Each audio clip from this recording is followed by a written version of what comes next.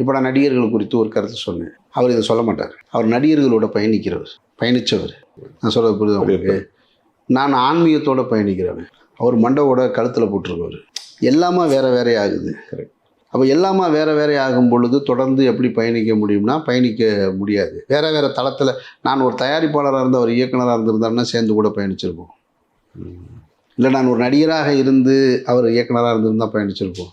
2 பேரும் ஒரே தளத்தில் ஓடுறதுனால சேர்ந்து பயணிக்க முடியலை.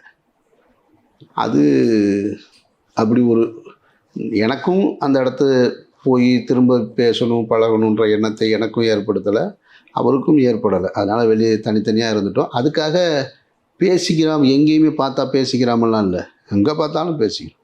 எப்படி இருக்கேன், நல்லா இருக்கேன். இப்போ என்னுடைய தாயாருடைய மரணத்துக்கு வீட்டுக்கு வந்திருந்தார். கொஞ்ச நேரம் நின்று பேசணும், அவ்வளோதான். நான் கொஞ்ச நேரம் தான் பேசுவேன். அப்புறம் பழையபடி அவர் எங்கள் அண்ணன் கூட, எங்கள் அம்மா கூட, எங்கள் அக்கா கூட, என்னுடைய உறவினர்கள் கூட எல்லாரோடையும் உட்காந்து அங்கே தான் உட்காந்து சாப்பிட்டுட்டு, நான் மற்றவங்கள கூட்டிகிட்டு ஹோட்டலுக்கு போனேன். வந்திருந்தவங்களை கூட்டிகிட்டு அவர் வீட்டில் தான் சாப்பிட்டு போனார் எல்லாரோடையும் சேர்ந்து. மறாத நாள் அவங்க அம்மா எங்கள் வீட்டுக்கு வந்து அவங்க அம்மாவும் நானும் எங்கள் அண்ணன் எல்லோரும் திரும்ப போய் அவங்க வீட்டில் உட்காந்து சாப்பிட்டுட்டு அந்த அம்மா கூட பேசிட்டு அந்த உறவு தொடர்ந்துக்கிட்டே தான் இருக்குது. குடும்ப உறவில் எந்த குழப்பமுமே இல்லை. தொழில் ரீதியான இந்த உறவில் தான் கொஞ்சம் தள்ளி நிற்கிறோம், வேறு ஒன்றும் கிடையாது.